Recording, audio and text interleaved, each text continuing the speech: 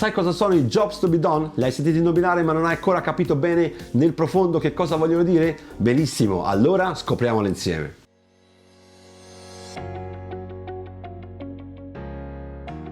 Ciao, mi chiamo Giacomo Melani e mi occupo di strategia, innovazione e digital. Se sei interessato a questi temi, allora sei sul canale giusto.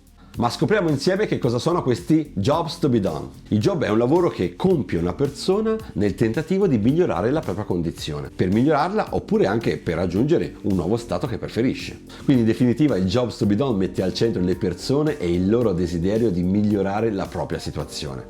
Ecco che allora le persone hanno bisogno di prodotti e servizi che diventano quindi strumenti per raggiungere l'obiettivo. Se noi diventiamo strumento per raggiungere l'obiettivo dei nostri clienti, allora abbiamo fatto centro. Questa teoria è stata inventata da Clay Christensen, che era un professore della Harvard Business School. Un esempio che ha sempre riportato Clay Christensen nei suoi racconti sul Jobs to be Done è il famoso milkshake di McDonald's. McDonald's aveva provato a migliorare il milkshake per aumentare le vendite, ma lo studio sul prodotto non aveva portato a nessun miglioramento di vendite. Poi cominciarono a guardare i clienti e vedevano che i clienti lo compravano la mattina, provarono a fare altri cambiamenti, ma ancora una volta non riuscivano a migliorare le vendite. Allora chiesero a Clay Christensen di analizzare la situazione per capire che cosa succedeva ai clienti, perché compravano il prodotto e quindi come avrebbero potuto migliorarlo per vendere di più. Quindi non era una questione di aumentare i gusti, aumentare la quantità oppure mettere qualcosa di più all'interno del milkshake. Era capire esattamente qual era il ruolo del milkshake per le persone. Clay Christensen andò da McDonald's e cominciò a osservare il comportamento e vedeva che la mattina le persone arrivavano, compravano il milkshake e poi andavano in macchina. E quindi cominciò a insospettirsi, dice: perché le persone comprano il milkshake e poi vanno in macchina? Andiamo a chiederglielo. Andando a chiedere alle persone come mai compravano il milkshake, scoprì che le persone utilizzavano il milkshake mentre andavano al lavoro. Che cosa porta le persone alle 7 di mattina a comprare un milkshake?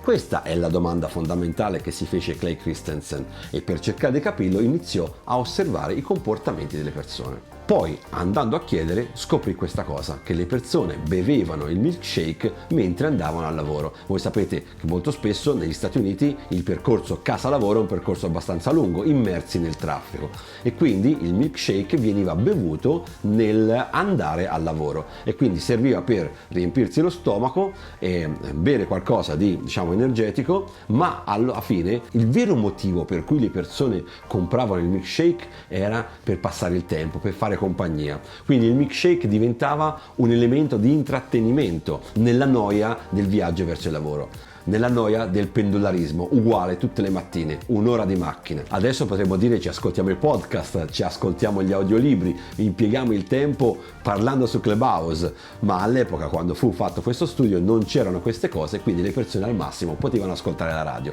ma mentre ascoltavano la radio volevano fare qualcosa. Ecco che il milkshake diventava il compagno di viaggio. Il milkshake doveva durare il più a lungo possibile, perché se lo compro e dopo un minuto l'ho già bevuto non mi fa compagnia durante il viaggio. Quindi io voglio un milkshake che sia più compatto, così che io faccio più fatica a gustarlo e mi dura di più. Quindi alla fine questo milkshake era un intrattenitore, aiutava a sopportare meglio il viaggio. Questo era il jobs to be done. Ed ecco che quindi cosa ha fatto McDonald's? Ha cambiato il bicchiere in modo che si potesse mettere meglio all'interno delle apposite buchette che sono presenti nell'automobile, ha cambiato il packaging con una cupola che lo rendesse più facilmente utilizzabile mentre siamo alla guida e poi infine soprattutto ha reso più denso il milkshake per farlo durare di più. Durate più fatica, vi dura di più il prodotto, siete più contenti. Per bere il nuovo frullato le persone ci mettevano in media 23 minuti e questo incremento della durata del prodotto ha reso i clienti ancora più soddisfatti e ha fatto sì che le vendite aumentassero di ben 7 volte. Ma insomma, cosa vogliono farci i clienti con questi prodotti? Che cosa dovrebbero farci? Perché li comprano? Questa è la domanda vincente. In sostanza le persone acquistano un prodotto perché vogliono raggiungere uno stato migliore, devono fare un lavoro e quindi noi non dobbiamo concentrarci sul migliorare le caratteristiche del prodotto, ma dobbiamo concentrarci nel capire perché quel prodotto è utile a quella persona, a svolgere quel lavoro. Allora potremo innovare il nostro prodotto e migliorare il nostro prodotto nella direzione in cui va a soddisfare meglio le esigenze del mio cliente. Ma come faccio a farlo? Devo capire ovviamente qual è questo jobs to be done, quali sono queste esigenze del mio cliente. Attenzione che molto spesso le esigenze sono inespresse. La chiave del successo quindi sta nel capire il punto di vista del cliente. Sì, perché infatti gli innovatori di successo si fanno una domanda: cosa spinge le persone ad acquistare il mio prodotto o il mio servizio? Perché lo vogliono acquistare? Qual è l'obiettivo che hanno quando hanno acquistato il nostro prodotto? A cosa gli serve quel prodotto? Qual è lo stato migliore che vogliono raggiungere?